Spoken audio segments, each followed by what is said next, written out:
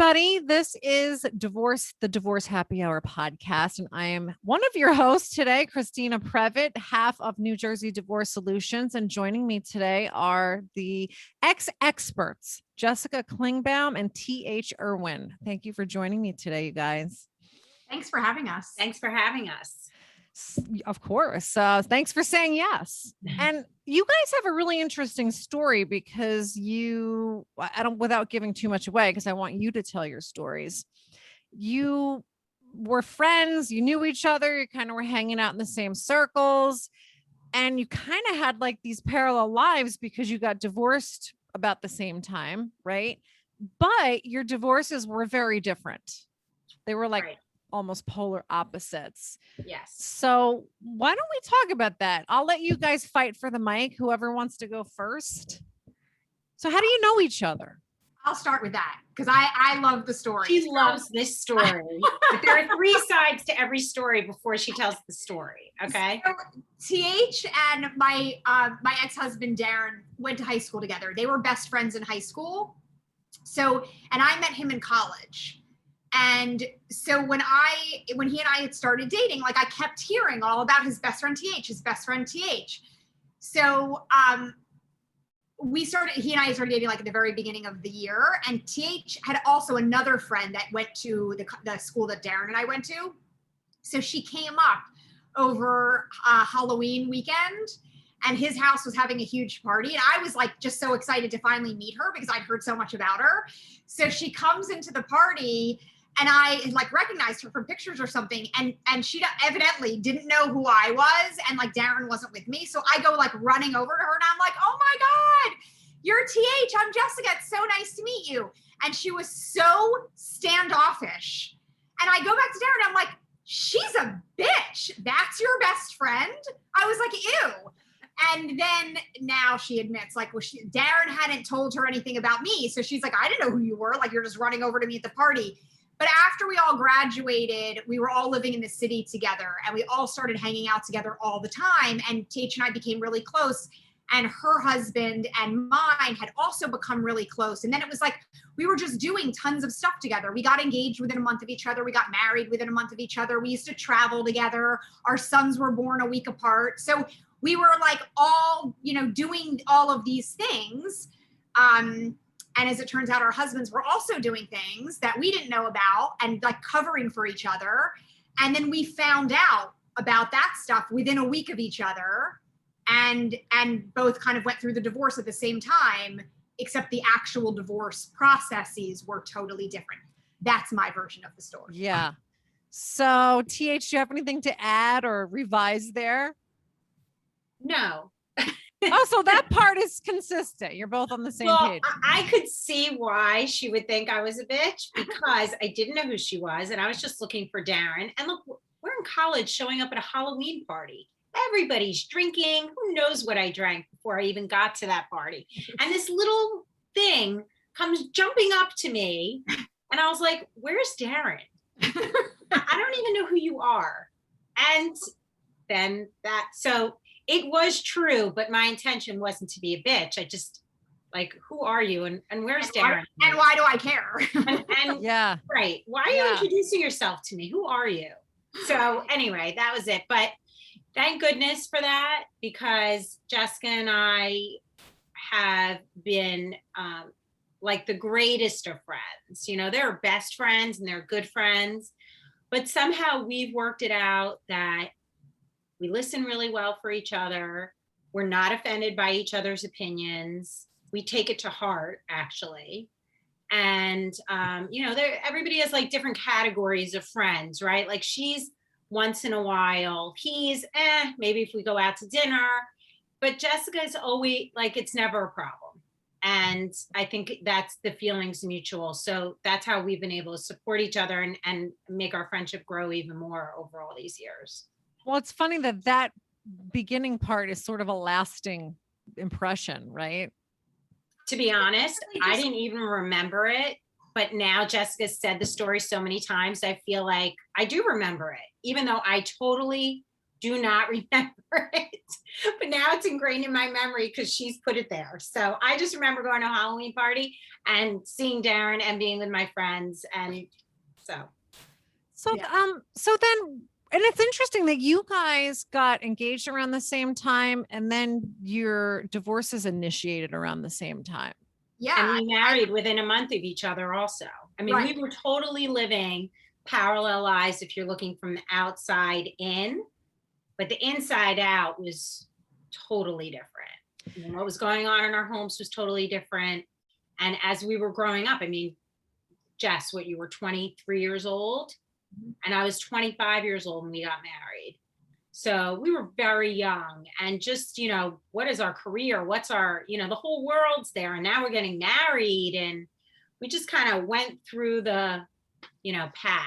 So I know obviously your backstory, but for people watching, what was going on during the marriage that you guys sort of found out about later? Well, I mean, Go ahead. my husband was having an affair, and I had like a little information about it at one point, but totally not the realization of like the actual situation and kind of what was going on. And I think that with everyone in at certain stages of their lives, right? Like there are things that you kind of try to put aside, or that you choose to ignore, you choose to not acknowledge, because for whatever reason you're not ready, you're not there, you don't have the bandwidth for it. I don't know, but I know that when I found out, like in my face, about what was going on, at that point, I guess I was ready to just say, I just think that we're done. So, and then I found out subsequently, over the course of probably a few months following the initial, like, you need to move out and I think we should get divorced, I found out that while he had been having an affair, he had also been with numerous other women. And so I was like, for me, there's no way to reconcile this. I just needed to kind of focus on what can our relationship be now that will be the most beneficial to both of us and for our kids, and whatever happened, and it doesn't negate the 18 years we had together. We'd been together for a long time. It wasn't like it was a short-term marriage and there was no foundation. Like, we grew up together. I met him when I was 18. And so I decided to kind of focus on that, and not the fact that he had been like gallivanting all around the city. How did you find out about the affair or affairs? She called my apartment looking for him one night, and he had been asleep, and I woke him up, and the story that she had told, I didn't realize who it was, but the story that she had told was something totally legit, about a real estate development deal that he had been working on. So I woke him up and handed him the phone. But I sat there because he had been sleeping. So I was going to take the phone back into the living room so he could go back to bed. But the conversation that they had was not about the real estate development deal that he was doing. And so after I hung up and I was like, who the hell was that? He was sort of fumbling to tell some kind of a story. And it became clear, the uncomfortable feeling that I had, I mean, that was the real, like, my gut screaming at me, like, everything that you've thought up until now, this is it, like, shit or get off the pot. And so the next morning I woke up and I was like, you need to move out. So you knew in your heart of hearts, I mean, we know, right? We know things. You knew that he was having an affair with this woman. I knew that something had happened at some point, but I didn't understand like the gravity of really what had been going on. But I will say, while clearly there were issues in our marriage, because I don't think that kind of thing just happens out of nowhere. And when we were together alone, there was so much tension, which is probably normal for people in marriages where things like that are happening. But I will say, like, up until the very end, when we were out with other people and friends of ours and traveling, like, we had a great time together. I think that's also part of why I was able to kind of like refocus and make it the way that it is today, because there was still a lot that I liked about him. I just wasn't able to be married to a guy who was like, hooking up with other women. But what was going on before that? Because it seems to me that if you thought everything was okay, and then, maybe you were having issues, but not suspecting that he was having an affair. And then he has this odd phone interaction. probably your first reaction isn't going to be to ask him to leave. So was it sort of on top of other things that had been happening? I think there was so much tension when we were home alone that there were times that I was like, this can't be like what marriage is actually supposed to be. When we were out around other people, there wasn't that tension, I guess, because there were other buffers around. So we still got along, and frankly, TMI, we still were having sex until the end. So I don't know how to describe it other than I'd had I kind of knew like a year prior-ish, I don't know if it was a year prior, that like he had kissed someone, and that was all I thought it was. And we'd been together for, at that point, I don't know, 17 years. So like, okay, I was trying to figure out how to maneuver around that. I had a new baby. At whatever the reasons were at the time that I initially had information, I just wasn't ready to act on it and do anything. At the time that I found out like that phone call happened, my youngest was turning 2 like the next week. I was ready. I was like, all of the things that I've been feeling are like coming to a head right here, right now. I have a great job. I have the support that I need. I'm going to be okay. I'm out. I was ready at that point. I wasn't ready, I don't think, when I had thought before, because my kids were like 2 and 0. Yeah. I just don't think I was ready to do it. So did you confront him about it that night or the next morning? Oh, I confronted him about that night, saying like, what was that phone call? And he lied about it. And I even went so far as, no, I didn't call. No. So the next morning, he didn't fall back asleep, which to me was like, I remember vividly thinking he's still awake because he's freaking out because he's lying to me. I woke up the next morning and I basically was like, it doesn't matter who was on the phone. What matters is that I don't believe you. And I think the trust is broken. And I just think that we should get a divorce. And he was like blindsided. I don't know why, but he was. So he was trying to kind of fight for it. And I was like, I just think that we need to get a divorce. Like, and so I agreed to go to counseling. We went for a couple of weeks. I was like, I don't need to go to counseling for someone to tell me to get divorced. Like, I'm already out.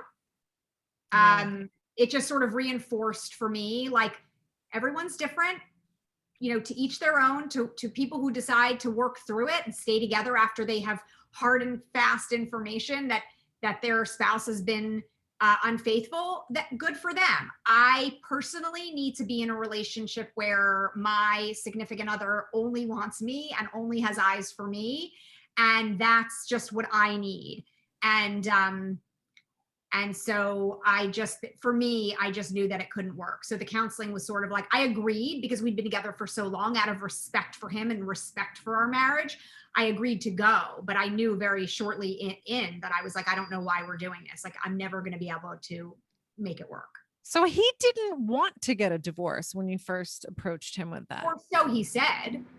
I said, I'm not going to counseling if you think that you want to get divorced too, because I already think we should get divorced. So I will only go if your purpose for going is to try to work it out. And he had said yes, that he wanted to try to work it out. Listen, I think he did want to stay married. I think that he and I had a really special relationship, and I think we still do. And I think that he is someone who didn't think through what the consequences would be. And I don't think he thought I would ever leave. And I think he was really surprised that I did, and really, really remorseful at the end, which is also a huge reason why we're as close as we are today. He was not a dick about it. He was so apologetic and so remorseful and so sad about what was happening that it actually helped me to like move on and be like, we can still be friends, because he does clearly care about me. He wasn't like, get the hell out. It's always curious to me when somebody is having an affair, but then they don't want to get divorced. I think people don't think about the consequences. But it's like, but you're already stepping out on the relationship. So it's sort of like, it's got to be a men from Mars, women from Venus thing. I mean, it just has to be. It makes no sense. Like, how could a woman or a man carry on affairs for multiple years with one or many women and think there aren't consequences for it. I mean, you don't get to just do whatever you want, you know? But why do they people want to do be that. married is what I don't understand. Oh, Why because do they you want want to the be married? kids and they like the idea of family, and you celebrate things together. I mean, you get all that. My ex-husband used to travel all the time, come home, all the kids love him, fills him up when he would come home. They can't wait to see dad. I also think for us, like, we had never gone to marriage therapy earlier. We were, again, TH said, like, we were super young when we got married. I don't know if that's an excuse, but we just never had. And I think that we had a lot of things that fit together really well. And whatever he felt after we had kids and I didn't have enough time or attention for him, or whatever the things were that started first making him feel like he wasn't getting what he needs, we didn't address it. So I think if you like try to compartmentalize in his mind, I think it was like he had all of this great stuff, not just like he comes home and like, there's food for him, and definitely not for me because I don't cook, but like we legit used to have fun together, and there were a lot of great things about our relationship. And I think we genuinely liked each other in addition to being married, which nowadays I'm starting to realize is not always the case. But I think that we had lost sort of the spark and the excitement. And I don't know, it was easy for him to look the other way and think he's getting all of this over there, but still is fulfilled in a large way by our family and the relationship with me. And again, I think if you're living in a world where people close to you or people are having affairs and cheating and people are staying together and people aren't finding out, I think you think your shit doesn't stink. You think you're not going to get caught. You think if you do get caught, you're going to be able to salvage it somehow. I don't think I was the example of what he thought was going to happen. Yeah. Well, TH, let me hear your story. What was going on around the same time? I mean, I'm not exactly sure how long Darren's whole extracurricular activities lasted, but his started right when my son was born. My son is my youngest and Jessica's son is her oldest. So, and they're a week apart. So, but prior to that, it was a slow burn. Mm-hmm. I gotta be honest. It was a slow deterioration, no communication. It was really a slow burn. So it's not like, holy shit, look at what's happening. It was hard to see because it was so little every day, but you tear away a little every single day.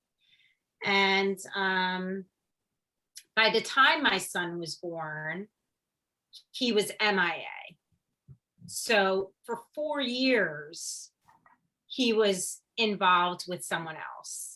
And I was home and I was working, and we had 3 kids under the age of 2, 4, 6.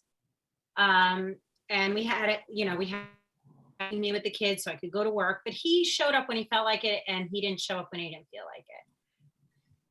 And that became very apparent when I was making like the placemat for them in preschool with pictures. And I don't have any pictures except for my son's first birthday, which was like 3 years ago. So those kinds of things were like inklings. So like Jessica said, she wasn't ready. For me, it was like a protective shield. If I didn't deal with it, it wasn't happening. Mm-hmm. I had my kids, I'm going to work, he's traveling, and that's how my story is going to be told. Even though everyone was coming to me and saying, he's not just traveling, this isn't normal, and you better open up your eyes. Who's everyone? Oh, my parents, my closest friends were offering to hire a private detective. So they all just found it odd that he was never there, that he has to be living this other life. The thing was, like I said, a slow burn. His career required him to travel. He would go to Singapore for 2 weeks, like legit. But then he didn't have to go away, but I didn't know that stopped. He kept going away. So he'd already set a pattern of having to travel for work. My father always traveled for work, like 2-3 weeks at a time, but he was honestly busting his ass to earn a living for our family. And so I just figured that's what he was doing. And but it was personally debilitating to me, our marriage. I'm a very strong person. When I look back, I don't even know who that woman was for several years. I don't recognize myself. I distanced myself from everyone because I didn't want to have to explain where he is. So I just focused on my job, focused on my kids, stopped socializing. And so my house was toxic, and I was fighting so hard to just go to sleep at night and wake up and start again. Put on a smile, get the kids to school, try to like absorb any bit of joy from my children to fill me up for what was kind of like rotting inside of me. And, for our family, I was trying to, have that take over what was being lost. So you must have thought to yourself, in addition to what everyone else was saying, that something is amiss. Yeah, I actually did go to see someone, a therapist at the time, and he was very straight with me. He said, you have two options. You can either continue to allow him to treat you the way he treats you, or you can leave. And I walked out of there thinking, I can't leave. I've got 3 kids. Whatever happened to talking to him first? Did they skip that part, or were we past that? Well, no, this was like, you mean speaking to the therapist? No, like saying, okay, it's time for us to work on our marriage together and communicate about Kevin and I didn't speak. We had very little communication. It was just about the kids.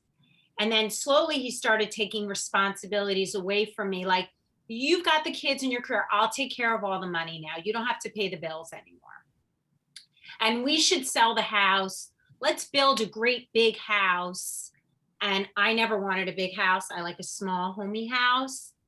But I did say things. I'm like, why is this happening? And why is this charge on the credit card? And why are you going to the gym at 6 a.m.? And there were things, but my self-protective shield, self-protected in quotes, because it obviously hurt me, was if I don't hear it and I don't see it, it's not happening. I was fully in denial.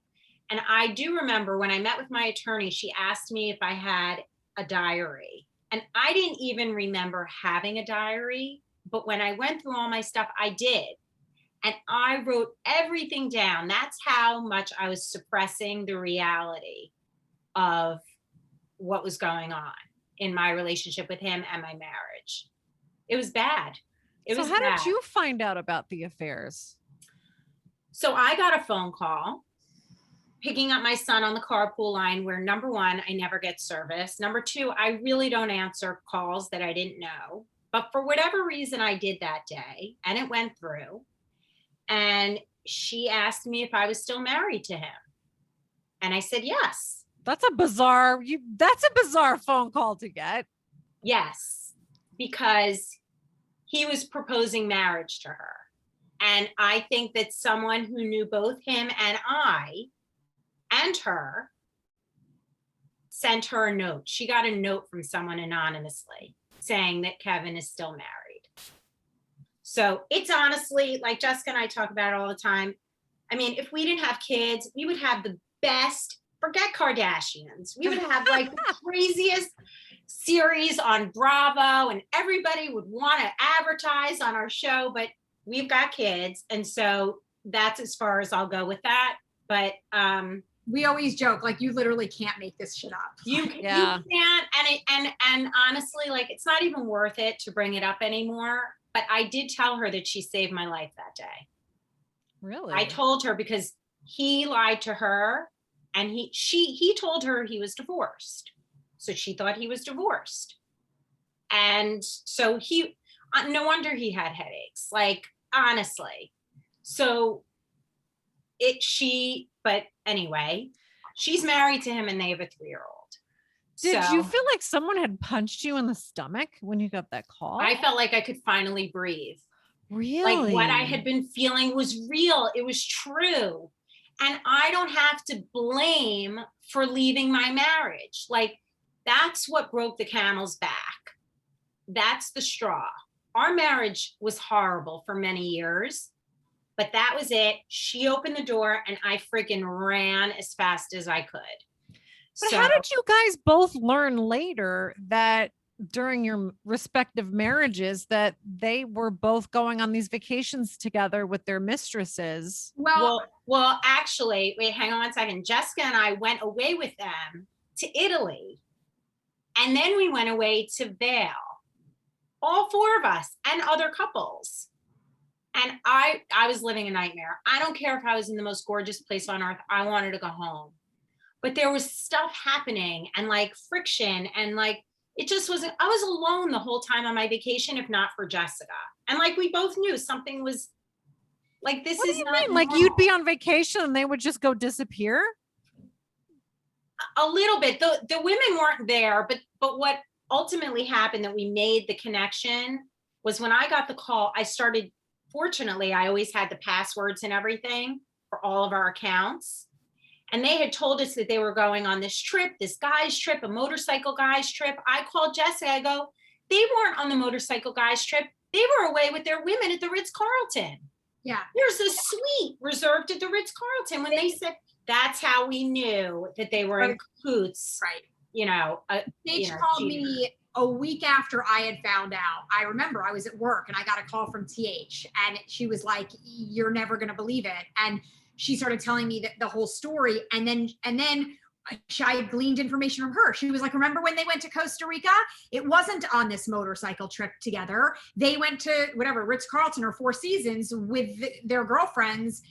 So some of it I personally found out from TH, but Darren, I think in his state of remorse and just whatever shock that this was kind of what was happening, he started coming clean to some extent afterwards as well. So after he had moved out and I started asking more questions, he was admitting to me that there had been a number of other women, and it turns out that the affair itself had started at least while I was pregnant with my daughter, if not prior to that. So it had been going on for at least 2 years. And I remember having this conversation with him and I'm like, you're that guy? Like, you're the guy that's out cheating while your pregnant wife is at home? And working. Right, and busting my ass, working in morning TV, no less, with like the worst hours. But so Darren admitted a lot to me, and to TH's point of like people trying to give you the flags while it's happening to you. Darren didn't travel for work, but he was out almost every night in the city, which at the time, honestly, was like fine with me because we were feeling the tension at home. I'm like, go out. He would tell me he's going out with his guy friends, which I really did believe. And then I realized that for a long time, those guy friends would say to me sometimes, do you know where he's going? Do you know, like he's out every night. Do you know what he's doing? And I'd be like, yeah, totally. He's going out with this one and he went over here. And they'd be like, okay.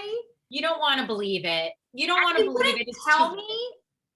But they were trying in their own ways to tell me. And then after we separated, I had conversations with a few of them that were like, I was trying so hard to tell you for so long. Yeah. Because, it's easy for other women to say, how could they not know? I think it's not a matter of knowing inside. It's whether or not you're ready to actually face That's right. It's not a matter of knowing. And the real difference with Jessica's, with Darren and with my ex is remorse and lack of remorse. And I think that really does make a difference for people to take responsibility for their actions in general. Like, we do stupid stuff all the time and you got to own it. If your kid's sitting there or someone else, or you own it for yourself. But there was no remorse on my end. There was a lot of blaming that was just, Blame, you mean you blamed yourself? No. Or he blamed you? Me. It was my fault. of course. 'Cause But it couldn't be Darren his fault. has regularly taken responsibility, even at their daughter's bat mitzvah. I went up to him because he made a speech that was really a toast as much to his daughter as to Jessica, and the kind of mother she is and how amazing she is and how lucky their daughter is to have her. And he was very, very tearful. And I think he was in shock that I went up to him. He's like, oh my God, TH came up to me and said something nice. I said, you know what, Darren? I'm glad you're human. And I'm glad you said all those things to Jessica, because it's good for her to hear that. It's important that you know that, to say it, because I've never heard anything like it. So it was glaringly great, which is why they have a friendship today. For me, it's all business and not even great. Well, business. this is sort of where the parallel ends for you both is, Yes. you know, you had a more amicable situation. But Christina, I do Jessica. want to just bring up one thing for anybody listening, which I think is really important. And I think that hopefully is relatable to a lot of people. You know, Teach and I can talk about it openly now. It's been 13 years since we both separated in those marriages. And we've had a lot of like personal growth and a lot of therapy, and, you know, are really lucky to be where we are today. And by having each other through the actual divorce process, obviously brought us closer in ways that people would never understand, because you have to have that experience at the same time to kind of get where we were. But for anyone out there listening, this is not stuff that TH and I really talked about during our marriages. No. Neither of us knew. TH knew that I thought that there was something going on or something had happened with Darren prior, but like nowhere near what it turned out to be. I had no idea how unhappy she was in her marriage. And the idea that when you're in an unhappy, unfulfilling, unsatisfying relationship that makes you feel bad about yourself inside, I do think it's natural to withdraw and not want to talk to people, because the normal conversation with people is like, how's it going? How is he? How are things? And it's like, you don't even want to talk about that. So you pull back from people. So I just think it's important for people to know that as close as we are, and as much as we've been through together, we were not even privy to all of the details, even to most of the details during our marriages with what was going on. It all kind of tumbled out afterwards and brought us, again, even closer. But like, if there are people out there who are in, you know, situations that they're feeling bad about and are feeling like, oh, I wish I had a friend during that time that I could spill it all to, like, we didn't even have that. It's very normal to not feel like you can talk to anybody about it in the moment. And also, I would say that I had suppressed everything so much, like as deep down as it could possibly go, that I wouldn't be able to even vocalize it. I needed it. I needed time. I told Jessica something, I don't even remember what it was, to be honest, but not that long ago. And she's like, I had no idea. And that's because I pushed it down, that I almost pretended it never happened. So I tricked my brain to not even think about it. So it never happened. And people would say to me, you know, this woman said something to me, and she goes, it doesn't bother you that he just said that? I said, I don't even know what he said.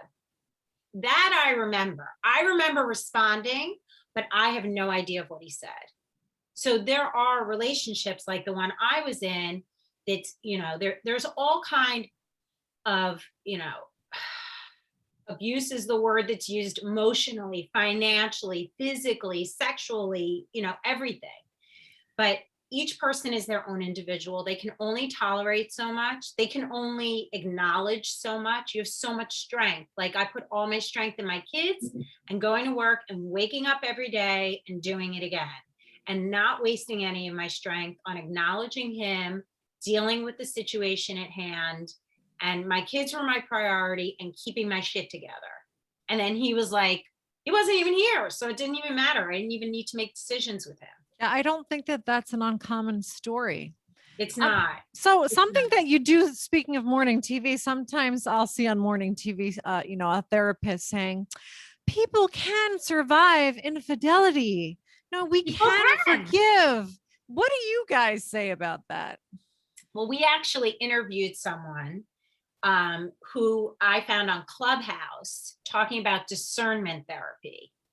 So like when you really think that your marriage is over, you go to her and she helps you work through it and shows you all the ways that you could potentially salvage your marriage. Now, not every marriage can be saved. Mine, 100%. I didn't want to be saved. I wanted to be saved by being out.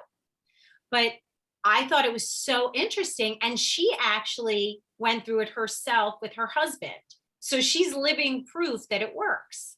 So I think that you can reconcile, if it's a one-time cheating situation, maybe he kissed her once, she's gone, came home so upset, I made a huge mistake. 4 years, multiple women, I don't know. How much are you really gonna, every person has to figure out what their level of tolerance is and how much respect they are getting in their marriage. There are just so many pieces to a marriage to make it work, or any relationship. So if you're getting everything else and she kissed somebody, I mean, it could go either way, and you love, and I'm sorry, I'm all about you. I don't know. It could work. Well, then you get those people that say, well, what about an open relationship? I mean, I don't get what that's all about, but there are people But that see, right, everybody's their own individual, and whatever works for them. I mean, I kind of feel like as we've grown through all this, and Jessica and I have been in different relationships since our separations, I just kind of put myself out there and kind of, okay, you didn't work out. This is what I learned, and this is what I don't want.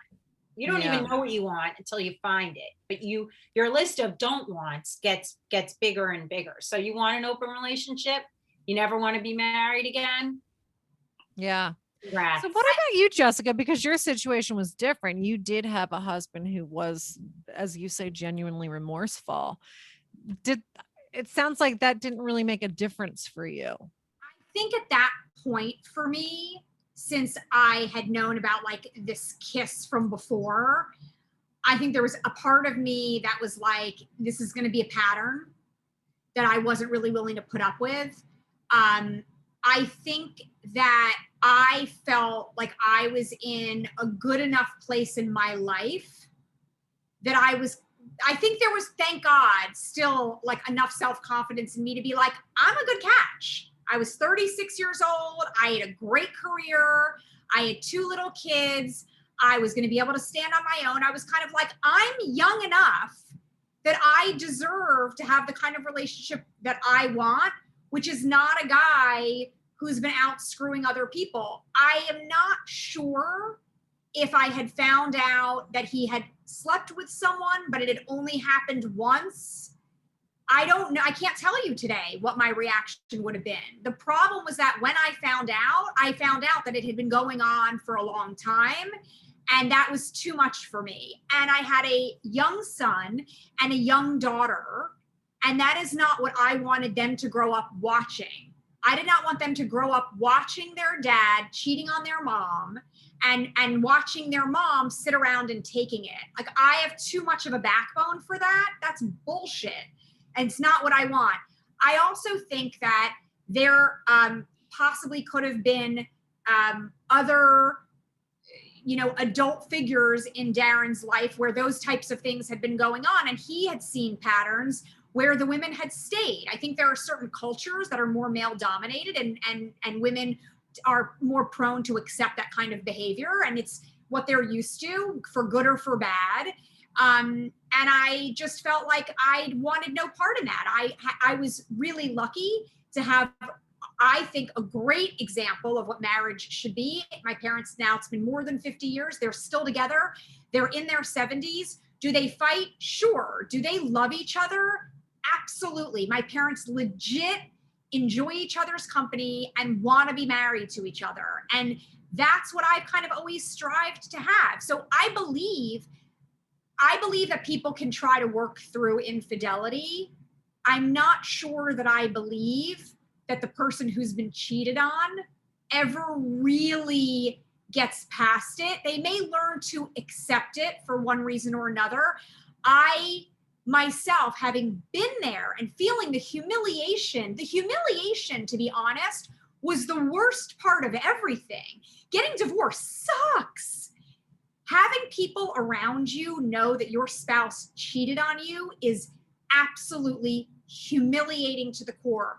I don't know how a person can stay with that person and never think about that again, and get past it, and feel like they can regain the connection that they may have once had, knowing that they have totally broken that trust. I don't know, but I will also say that I think that people are willing to make certain sacrifices in certain relationships. I think that in some cases, there may be people who are in a relationship and maybe their spouse has a ton of money, and maybe the cheating is something that they're willing to put up with for the lifestyle that they live in.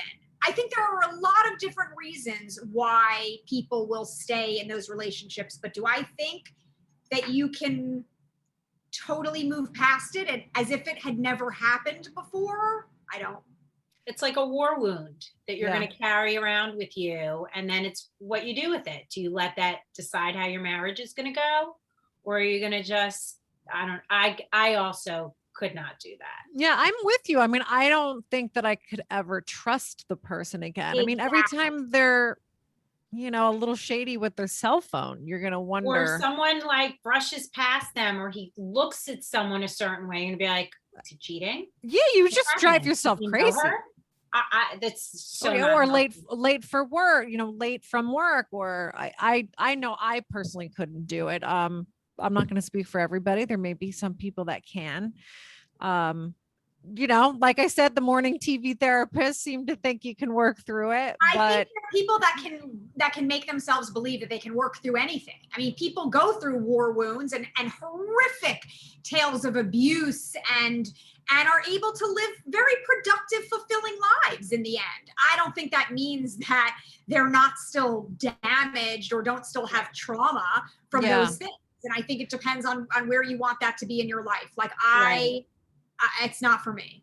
Right, you have to figure out what your life is going to look like. And if you're fine with it, that's great. I mean, everybody makes their own bed. Correct. Yeah. That's kind of how I feel. That's why you said open marriage. If that works for you and you're good citizens and you're nice, I don't really give a shit. I know. I feel like when I hear it though, I'm always like, is that really what you want? Or is that just what you think that you're stuck with right now? Or maybe they're not happy and they're happy with everything else. So then they go and or for me, it becomes like, do you have a self-esteem problem that you don't think you deserve to have better than that? Right. That's exactly what I think to some degree. And that's kind of, I guess, what I was saying. Like I use the word self-confidence, but that is what it is. Like I have too much self-esteem. I would rather not be in a relationship at all than be in a relationship where I feel like I'm plan B. Yeah. Do you guys think that there are cheaters? There are guys who are and women too. There's cheaters. Or do you think there are just situations in a marriage that sometimes exist in such a way that it creates the perfect storm for an affair to happen? I'll start there. Because I have been married twice. My second husband has never cheated and would never in a million years. Like he is the strongest moral compass of anyone I've ever even met. But I've dated a lot in between marriages and subsequently. And it's interesting. I think that's a really good question. I actually do believe that there are cheaters where there's a pattern of cheating and that's just kind of inherently who they are. I think it's possible that over time they can kind of, I don't know what the word would be, grow out of it or like realize the after effects of what they've created and not be doing that anymore. I really think it's possible despite what all of the cheating that Darren has engaged in his life. I believe that he's in a very stable relationship right now. And he has seen the side effects of what his actions have been. And I believe him when he says that he'll never be unfaithful again in a relationship. But I would categorize that. I mean, I think for however many years, he was really a cheater. There have been men that I've met on dates who have admitted to me, like some of them before we ever even actually met in person, that they had had affairs in their marriages, and then I didn't even go and meet them. And then there are people that I met who I met in person and really liked, and then shortly thereafter admitted that there had been an incident in their marriage, and they seemed really remorseful about it. And I think some of it has to do with like, what kind of responsibility do they take when they're telling you that story, and like how respectful does it seem? So I do feel like there are guys that I actually think won't cheat again, because I think that their personal experience, having done it once, was like really shocking to them when they saw the consequences of their actions. But I do believe that there are some people who might do it and not do it again. And then I believe that there are some people who that's kind of just who they are. What do you think, TH? TH thinks once a cheater, always a cheater. I do. But look, nothing's in isolation, right?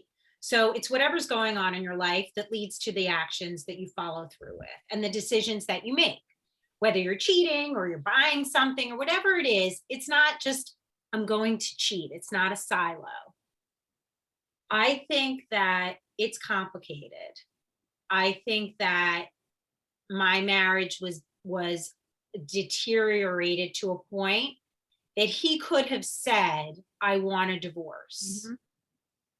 And instead chose to have another life for 4 years. And because I allowed it, I enabled it, which I do take responsibility for, that I enabled it.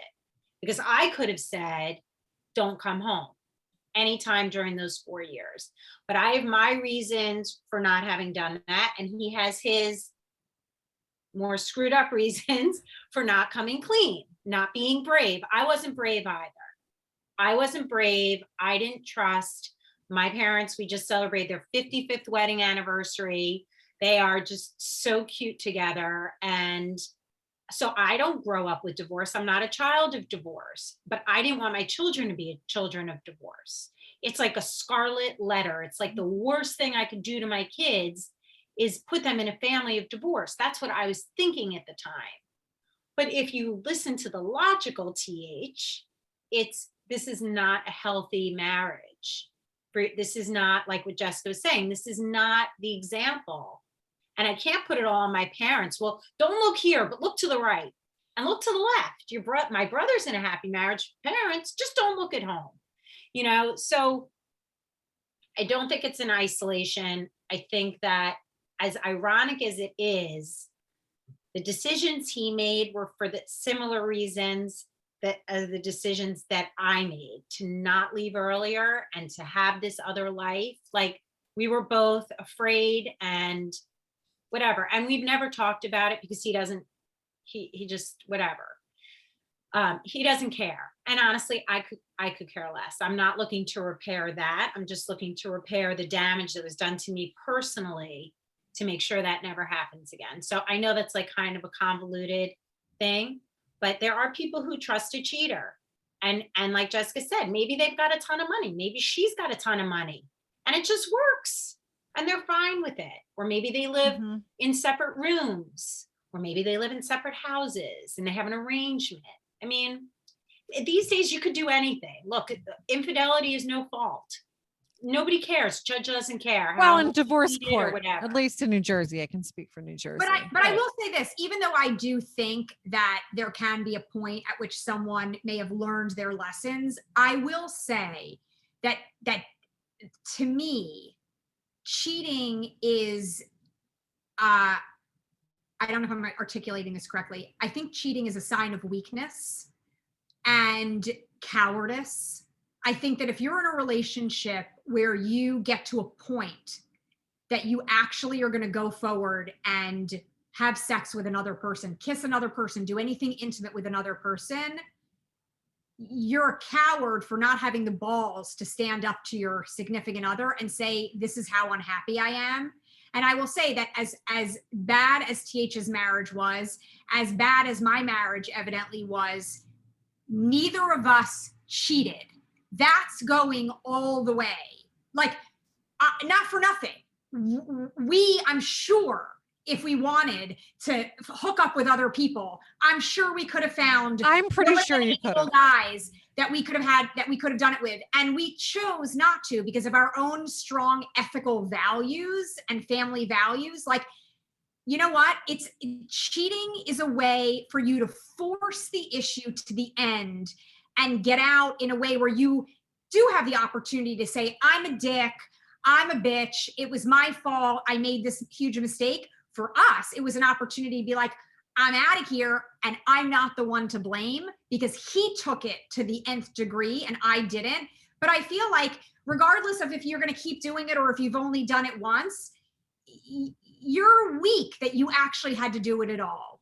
I think it's weakness and it's also lack of self-respect.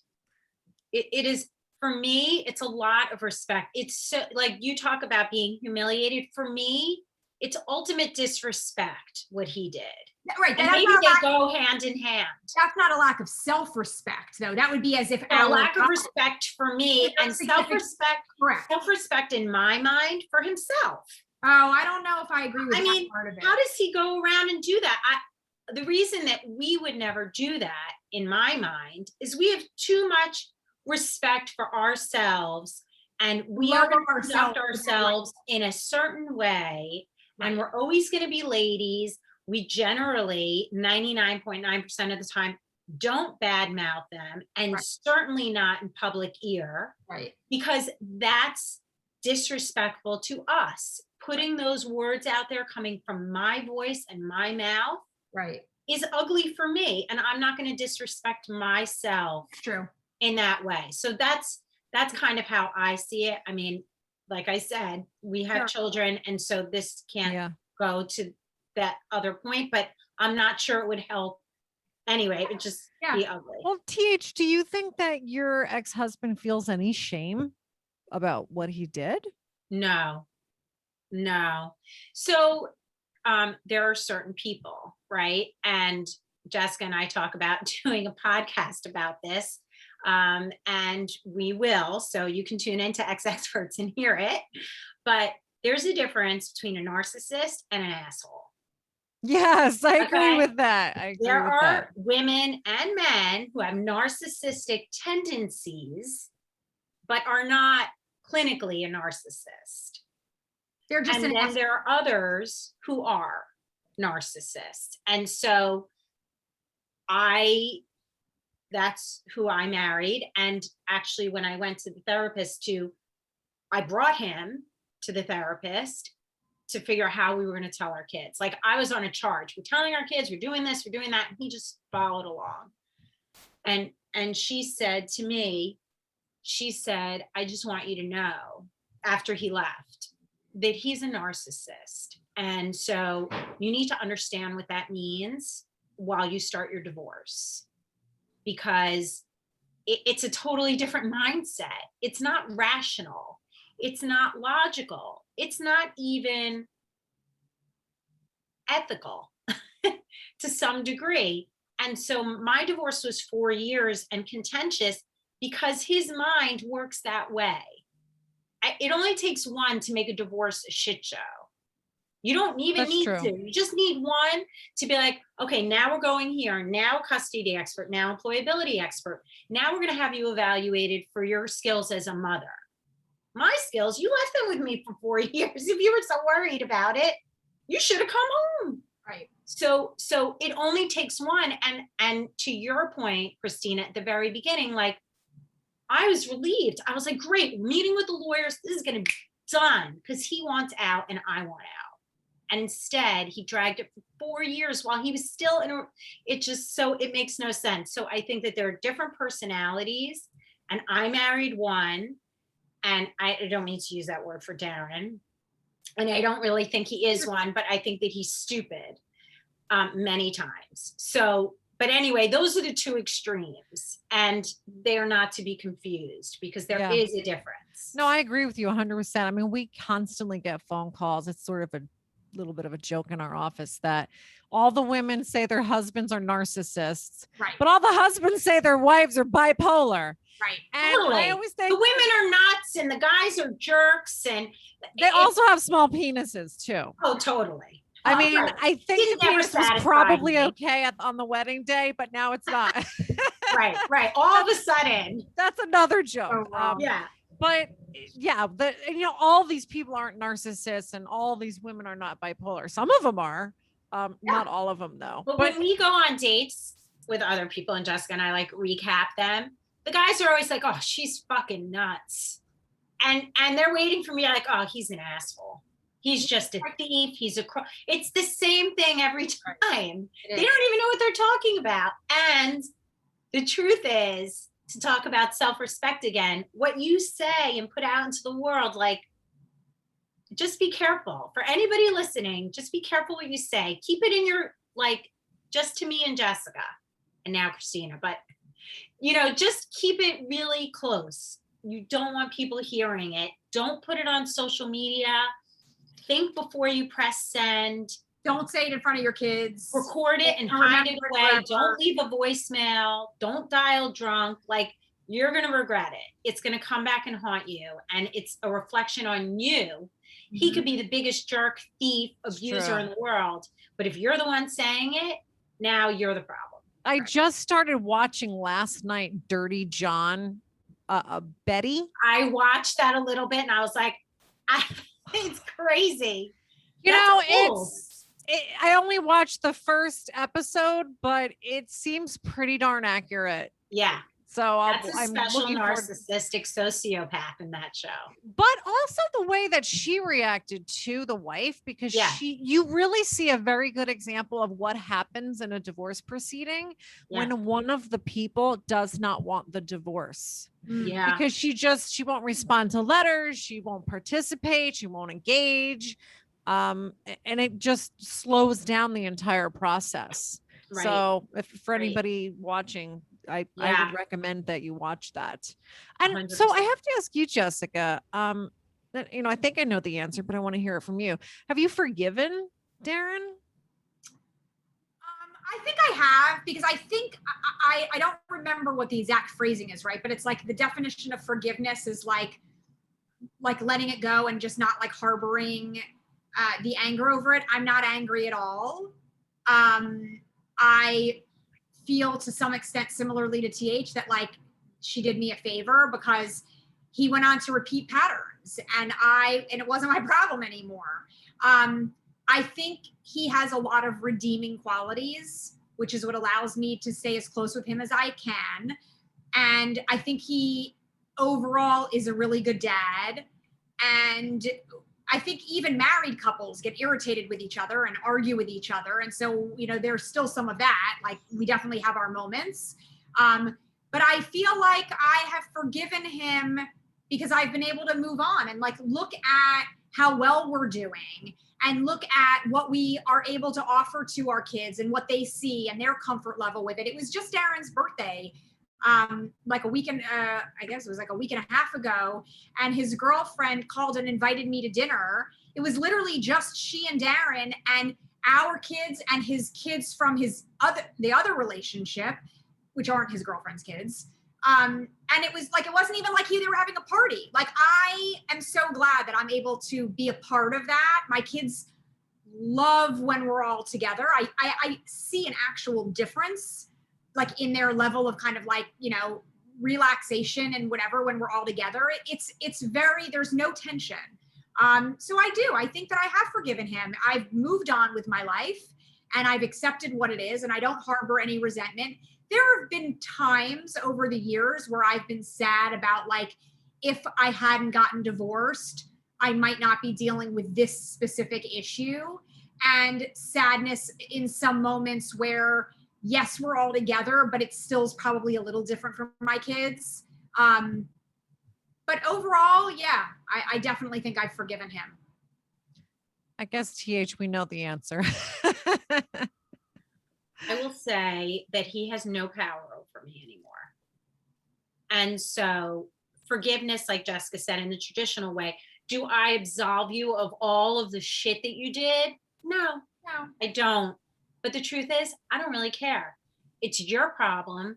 It's what you did. Those are your actions. You do what you want with it.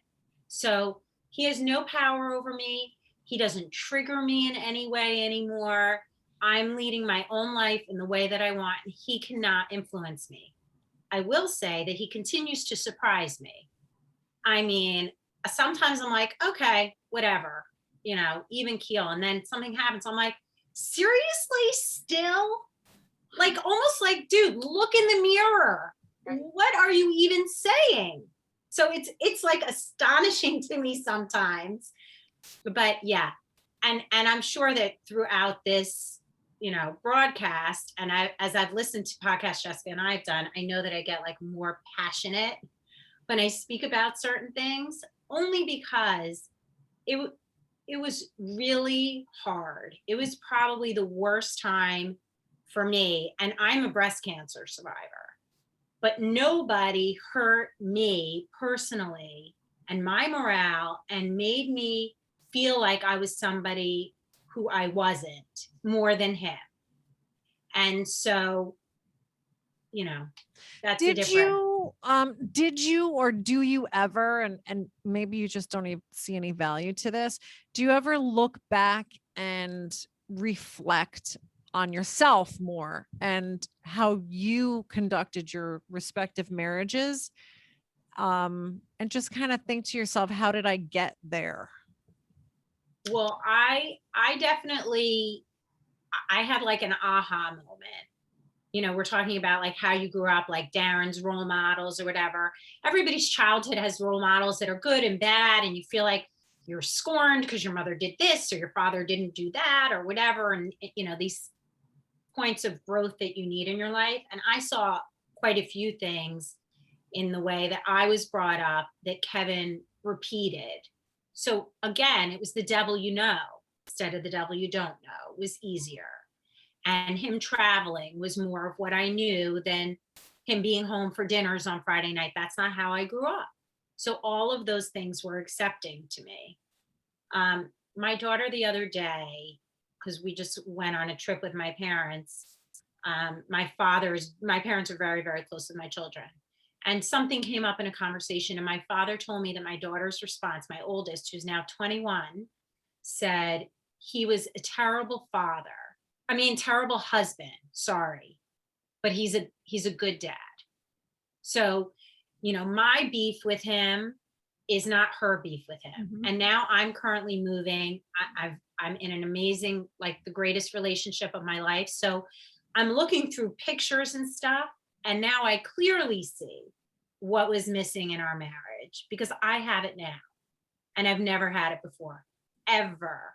And I look back at pictures and I'm smiling in them with him, and I can't even remember who that girl was.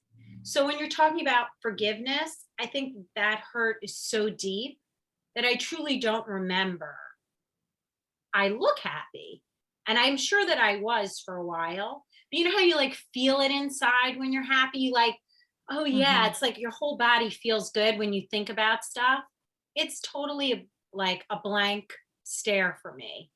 And not really interested in digging into it anymore, but I've got like a bin of photographs and wedding albums and everything. And I've asked them, my kids, what do you want me to do with this? And one of my kids said, it's not my memory. You can get rid of it. And that like made me feel a little bit sad, but it's not her memory. But I'm still gonna save a few things in case she changes her mind down the road and I don't want it already long gone. But so, when you look back, and it depends on where you are looking back. I see a lot of support groups online. I read a lot of angry people, a lot of scorned women and men. And he took me by surprise, and she took me by surprise. And you know what? You have to look at yourself. You have to figure out what works for you. It takes two to tango. Any marriage didn't work, not just because of one person. You could have not been the worst person, but somehow you played the game. I played the game of the enabler. I was not a cheater. I was not disrespectful to him ever. I was not, any of those things, but I allowed the behavior to happen. And so sorry, but you look back and see clearly only when you're in a space that's really good for you and you've done the work for yourself. Otherwise, you're going to look back and you're always going to cry. And why is this happening to me? And woe is me, and I can't get out of bed, and she's gallivanting around. So those are your stages past divorce, and Jessica and I now are at great stages in our lives. But that's how I can look back with clarity and know the things that we were clearly missing. Well, Steve Jobs always said, there's a quote that always floats around, that he said you can connect the dots looking back, not sure. going forward. So Hindsight is 20/20 for sure. And when you're in it, you're in the muck. And then when you're going through a divorce, I mean, just, Christina, I mean, really, how much paperwork do I need? Do you really need to know every little, so all the time that you're digging up all that shit, that's even more exhausting on you, aside from all the mental stuff you have to deal with. Exhausting for me. Right. And you become their therapist, right? Yeah. So that's why we created Ex Experts, because we wanted to create a community where Jessica and I have lived it. We get it. 42% of the population has lived it. They get it. And if we bring people like you together with people like us, then maybe we can help someone make it a little bit easier. Walk into your office, Christina, and say, I've got questions for you. I'm interviewing somebody else also, and I want to go with someone who I really connect with. I didn't do that. I spewed it all over. I would have spewed it all over your desk, and you would have been like, all right, let's go. I was ready. So, Yeah. Well, you were in a different place then. For sure. What about you, Jessica? I definitely think that for a while, it was very easy for me to make it like I hadn't done anything wrong, because I think technically I hadn't done anything wrong. I think as the years went by, I was able to kind of look back and be like, yeah, I can see a little bit about like some of the things that became issues. I think for us, our biggest mistake, honestly, was not communicating well enough to be like, maybe we should go to couples therapy. I don't know, right? I really don't know how things would have turned out anyway. And would he have cheated anyway? I don't know, maybe, but maybe he just has those tendencies. But I think that there are things we probably could have worked through in hindsight. But I think that it's very easy to be in a marriage where you're feeling tension and you're feeling stress and you are working and you've got the kids and you've got all these other things going on. And you're like, I just don't really want to deal with that right now. And so for anyone listening, I would say, if you ever have a thought of like, I don't want to deal with it right now, you got to deal with it right now. Because the longer you put it off in dealing with it, the bigger it's going to get. And that is going to push you to the end. I still think that regardless of what I did wrong, I wasn't the one that took it to the nth degree, and I didn't cheat. So I still believe that the end was his fault. Could we have worked through it? Maybe. Could we have worked through it? Maybe not. But I think that when you're the person who does that, you're making the decision. Now that I'm saying that the words are coming out of my mouth, I think that may have also been part of like the humiliation part of it. Like, if we had decided mutually to end our relationship, right, I think that would have, maybe I wouldn't have been embarrassed about it. But it's like, once someone cheats on you, now they have the control in a sick way. And now what are your options at this point? You can have everybody look at you and be like, she stayed. Or you can have everyone look at you and be like, she got cheated on. Like, there's no good way out of it. But I think that once he took that sort of control, there was no place else for me to go. Like, I couldn't. Yeah.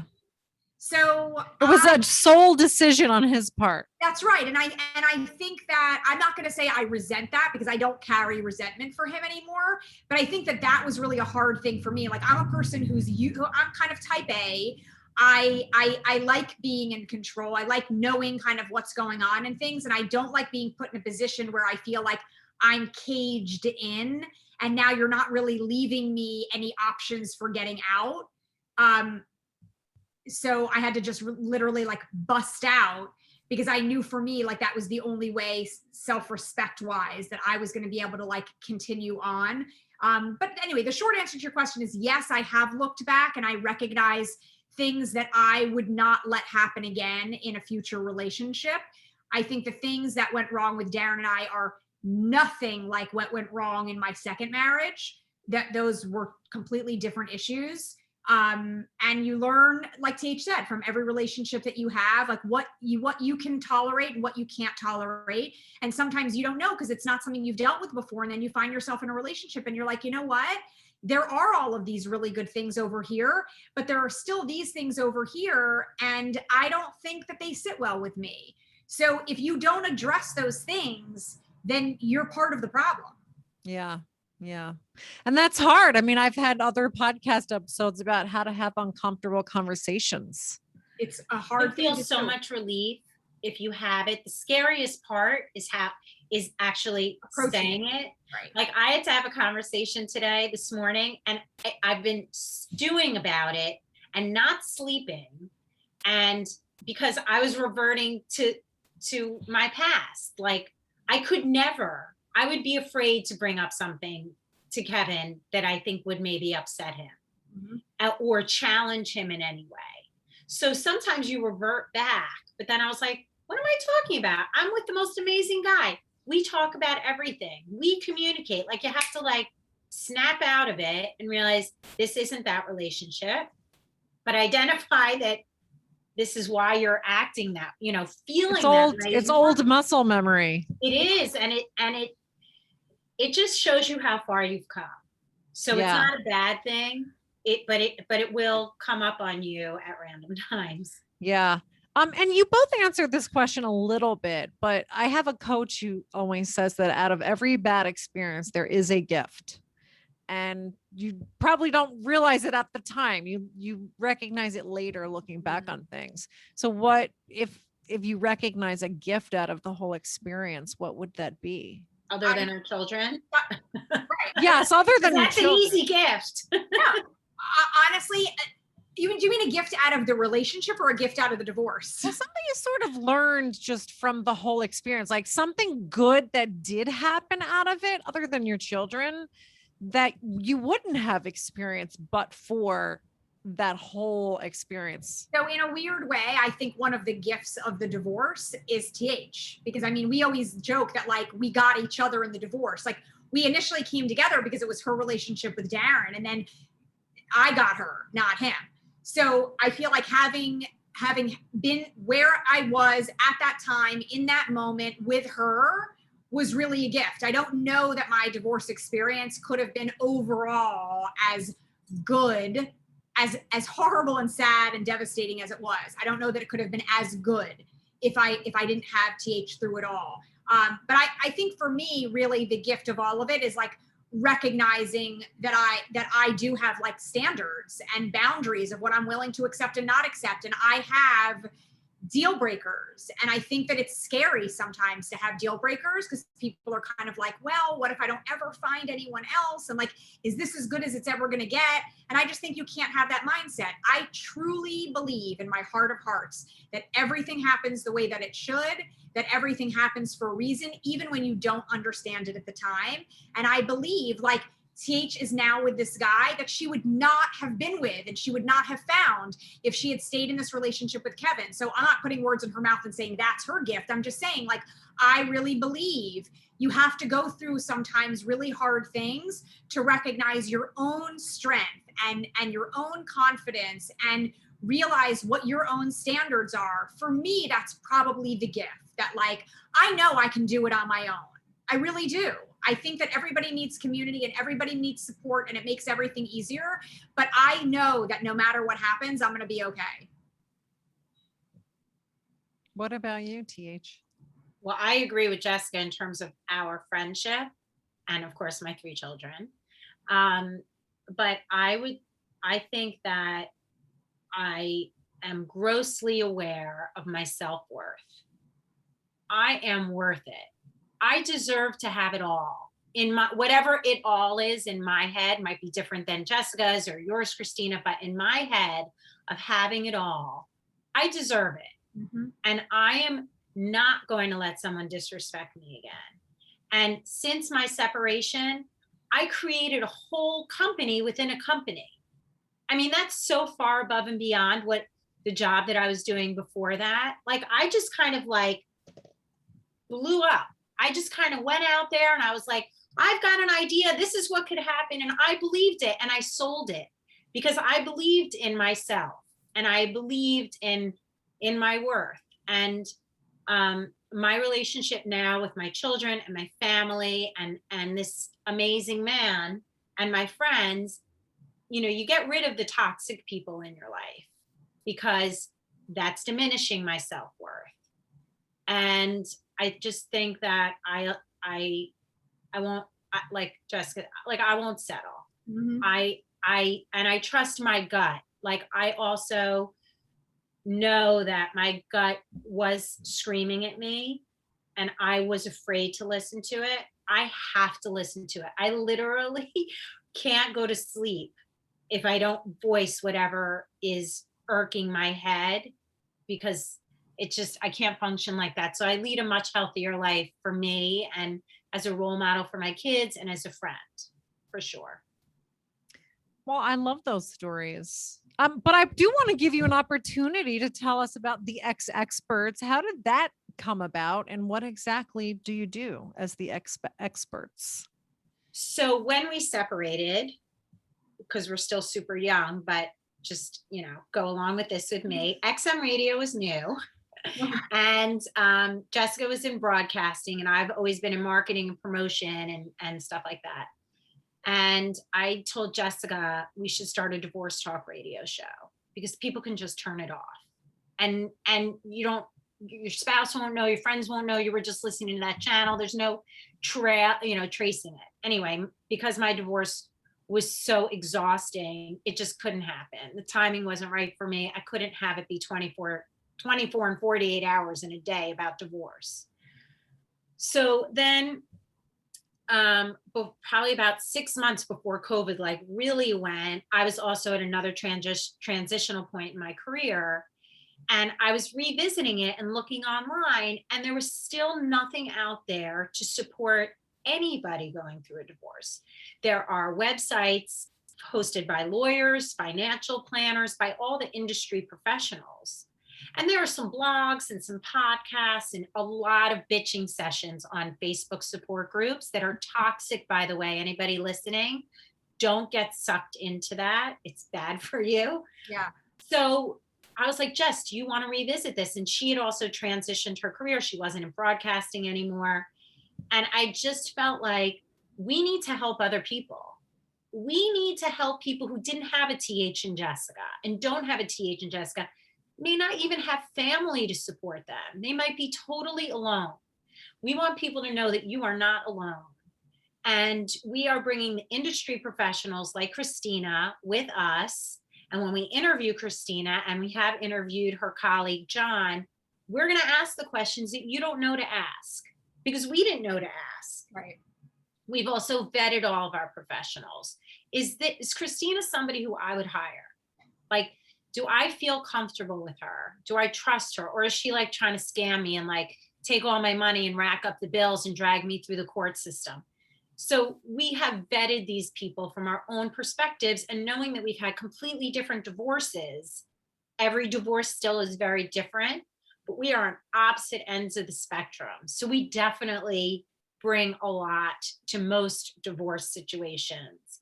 And aside from the actual structure of a divorce, the emotional part of it is sometimes too much.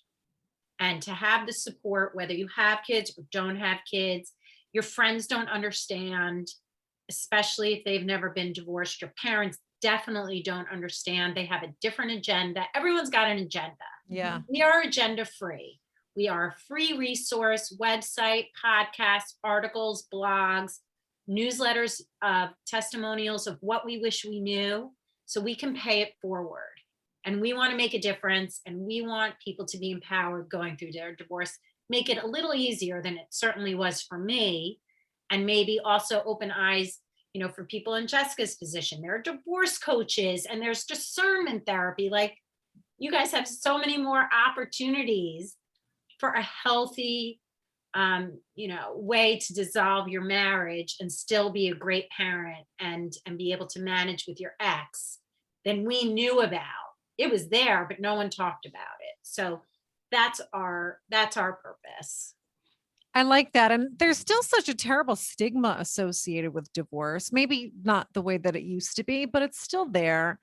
And I see that with a lot of potential clients that I'll meet with. There's still a lot of shame around divorce and this idea that you've failed somehow. If you're, we even say that, we see it in the media that so-and-so's marriage failed. Right. Why do we even have to use that word? Why do we even have to say that? Well, we hope that over time, people will stop feeling that. I mean, listen, statistically, almost half of the people that actually get married end up being divorced. So there shouldn't be that stigma about it anymore. But that's definitely a huge conversation that TH and I have had and are still having. It's ongoing with ex-experts, which is, you shouldn't feel bad about the fact that it didn't work out. There are millions of different reasons why relationships don't work out. And unfortunately, if you've gotten married and yours doesn't work out, you got to go through a divorce. But the idea that we're offering a platform that people can use, at no cost, it's completely free, to be able to read about what your options are, or to know that whatever you're going through, as horrible, devastating, sad, hurtful, all the things that you feel, not that misery loves company, but to read someone else's story that they had very similar situation to you makes you just realize you're not the only one going through it. And if that person went through it, then maybe I can get through it too. I have a very close friend who got divorced several years before I did. And I'm not even joking. And I've told her this now today, but I had said to her, like, I remember when that first weekend of telling Darren, we were going to get divorced, like, even though I had the strength to do it, I remember crying all weekend. I don't think I got out of bed all weekend. But thinking to myself, she did it. And if she can get through it, I can get through it. And I think that there's such an element of that that's needed. Like, we're all in it together. No one needs to feel bad about it. We're all going through the same emotions, no matter what your circumstances are. But here's what you need to know to be able to empower yourself, prepare yourself. These are your options coming from a completely objective place. I don't care if you litigate. I don't care if you do collaborative divorce. I don't care if you have a high conflict custody situation. Do whatever the hell you want. But here are all of the things that you don't know that you should know before you're going through it. And once you get through it, I promise you that there will come a day where you will be so glad and feel so much stronger and recognize the inner strength that you had when you were going through it. That's where TH and I are now. This is where we've been for several years. We want people to know that there is that light at the end of the tunnel. And again, we're all just in it together. So if we can help people make the process a little bit easier since we've been through it, that's the goal. Yeah. And it's not easy. It's not an overnight fix. This is baby steps. Do whatever you can for self-care to keep your sanity. Listen to your lawyer. If your lawyer is the right fit for you, trust your gut and give yourself time, because there are a lot of people who grieve about their marriages, and there are a lot of people that grieve for the loss of what they thought could be. And that's all totally normal. You're 100% entitled to your feelings. Don't let anybody judge you for the way that you feel. Just know that there are other people that feel that same way. And we can put you together. We've got your back. And so just forgive yourself and give yourself the space and time and do good for yourself so you can be where Jessica and I are at this point in our lives. I love this as a resource because, speaking as a divorce lawyer, your lawyer can't be everything to you. It's really such a small piece of the divorce. I think you do need a lawyer. You need someone to advise you as to the law and guide you through the legal process. Yeah. But there's so many other parts to a divorce. There's that emotional separation, the grieving process you talked about. There's so many different things, and your lawyer's a lawyer. They're not a therapist. They're not a psychological expert. They're not a financial expert. There's so many other pieces to the puzzle that you need. So thank you for doing this. I think the lawyers should thank you. Well, doing this. the lawyers have thanked us, by the way. But I will say, like, I remember, you feel like I'm paying my lawyer. They should be doing all of this for me. The truth of the matter is, hold on to your money and don't let them do it all for you.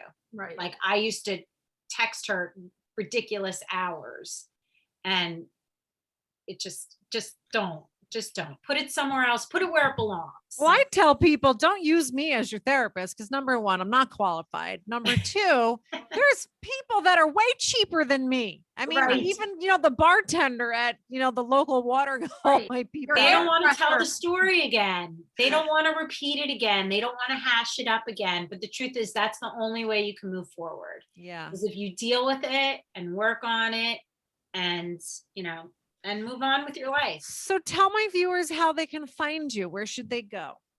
xexperts.com. Our landing page is up. The website, the full website will be launched hopefully within the next month or so. Our podcast is available on every podcast platform. It's X Experts. And we have a bunch of episodes that have been up already for several months, and we post new episodes each week covering all of the topics of everything that you might need to know for divorce. Our Instagram is at X Experts, and everything is spelled EXPERTS. We're everywhere you want to look. Website, Facebook, podcast, Instagram. Facebook, Instagram, correct. We will have and- links. We'll have links to everything in the show notes for anybody that wants to Great. refer to that. And the website, Jessica said in a few weeks, but I don't know when this is airing. So it'll be mid-July. So go ahead and check us out. And if you want us to be somewhere where we're not, let us know. We'll And if show you, up.